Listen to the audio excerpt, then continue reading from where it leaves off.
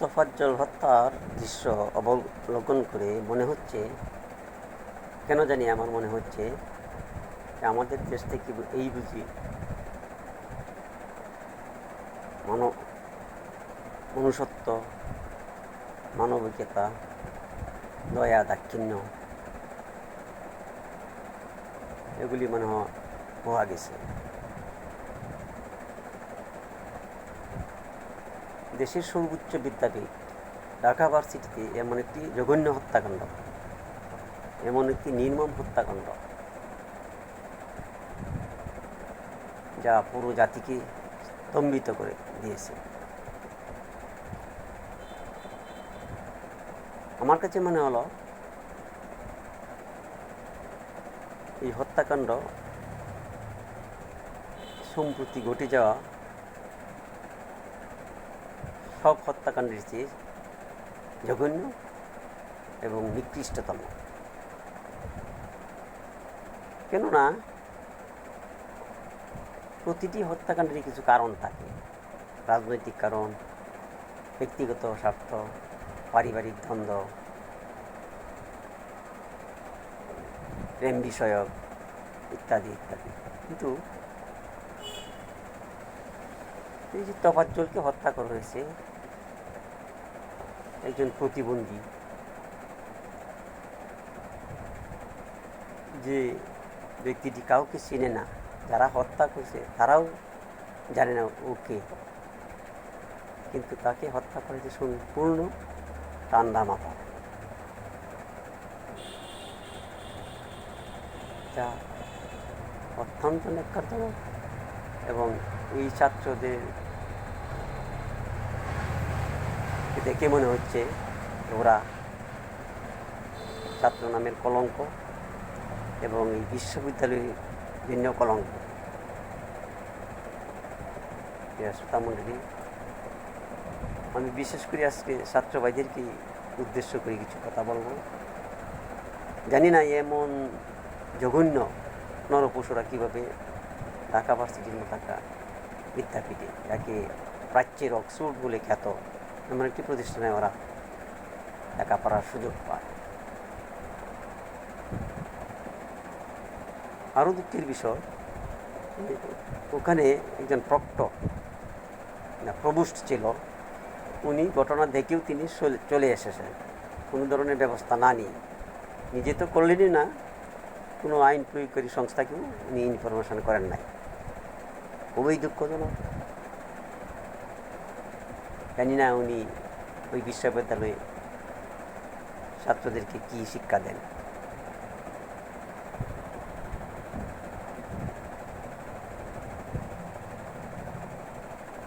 যে ছাত্ররা এদেশের ভবিষ্যৎ প্রজন্ম, দেশের রাষ্ট্র পরিচালনা করে সমগ্র দায়িত্ব তাদের হাতে ভবিষ্যতে অর্পিত হবে, তারাই যদি বিনা কারণে এই ধরনের নৃশংস ঘটনা ঘটায়, তাহলে জাতি কাদের কাছে প্রত্যাশা করবে, কাদের আশায় বুক পেতে অভিভাবকগণ তাদের সন্তানদেরকে কলেজ ভার্সিটিতে লেখাপড়া করাবে।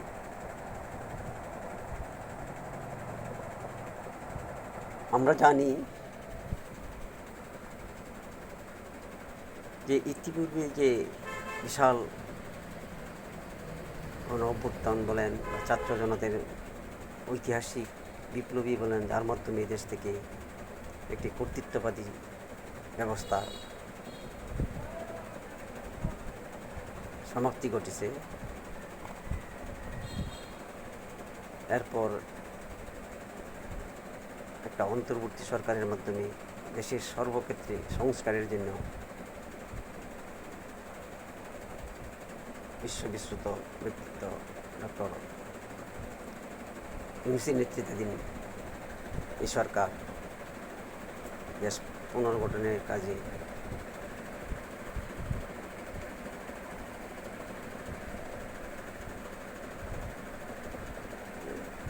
ব্যস্ত। ঠিক এই মুহূর্তে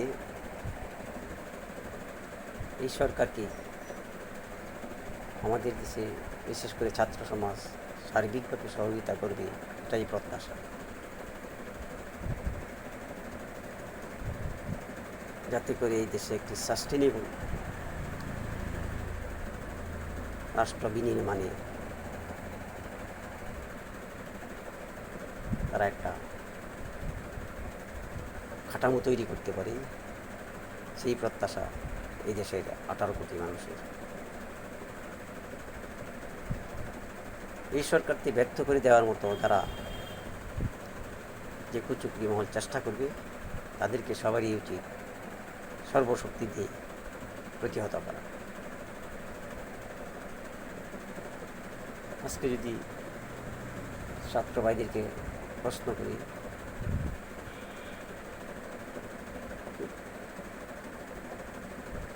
ওই দিন যে তোফাজ্জলকে হত্যা করা হয়েছে, তখন তো ওই ভার্সিটিতে অনেক স্টুডেন্ট ছিল, শিক্ষক ছিল। তারা এতক্ষণ ধরে একজন ছাত্রকে এইভাবে অত্যাচার করেছে। আপনারা যারা সাধারণ ছাত্র, তারা কি কেউ এই বিষয়টা টের পাননি? কিংবা ওই প্রভুষ্ট তিনি ওখানে ছিলেন, গিয়েছিলেন, তিনি কাউকে জানায়নি? আমরা দেখেছি ঢাকা ভার্সিটির ইতিহাস যেমন গৌরবের, তেমনি অনেক কষ্টের, অনেক দুঃখের, অনেক নিপীড়নের। দেশ স্বাধীন হওয়ার পরেই দেখছি যে 1974 সালে একসাথে 7 জন ছাত্রকে গুলি করে হত্যা করা হয়েছে। তেমনিভাবে বিভিন্ন সময় প্রায়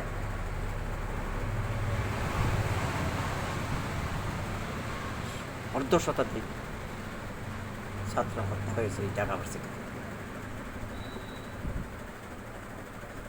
1998 সালে 23 এপ্রিল পার্থ প্রতিম এবং আরও একজন নাম না জানা আরও একজন হত্যা হয়েছে। 97 সালে হত্যা হয়েছে আরিফ ও শাহিন নামে দুই স্টুডেন্ট, এবং 96 সালেও একজন ছাত্র নিহত হয়েছে এই ঢাকা ভার্সিটিতে। 1914 সালে 1 সেপ্টেম্বর, 1994 সালে 1 সেপ্টেম্বর বুলবুল নামে একজন, এবং 22 সেপ্টেম্বর সারোয়ার হোসেন নামে একজন নিহত হয়েছে এই ঢাকা ভার্সিটিতে। অত্যন্ত দুঃখজনক এবং অত্যন্ত নির্মম। ওই সমস্ত হত্যাকাণ্ডের পিছনে হয়তো বা অনেক রাজনৈতিক দলীয় কারণ ইত্যাদি ছিল কিংবা থাকতে পারে, কিন্তু গত সম্প্রতি যে হত্যাকাণ্ড, বিশেষ করে এই যে তোফাজ্জলকে নিয়ে যে হত্যাকাণ্ড হয়েছে, এর পিছনে তো কোনো কারণেই নেই। ওই ছেলে না কোনো দলের, না এই ছেলে কোনো স্বাভাবিক, উনি এই ভার্সিটির স্টুডেন্টও না, এদের প্রতিবন্ধী, আর ফ্যামিলি থেকে তাই বলা হয়েছে। আরও নির্মম যে ওরা কতটুকু উপহাস করে ঠান্ডা মাথা।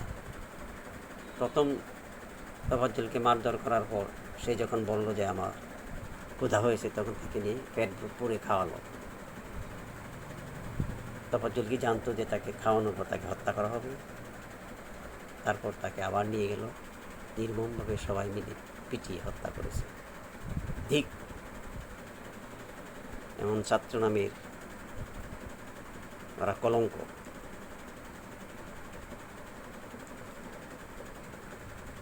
সরকারের কাছে আমার অনুরোধ এবং আবেদন, এই নিকৃষ্ট মানুষ নামের কীটদের অতি দ্রুত সর্বোচ্চ 1 মাসের মধ্যে ওদেরকে সর্বোচ্চ শাস্তির আওতায় এনে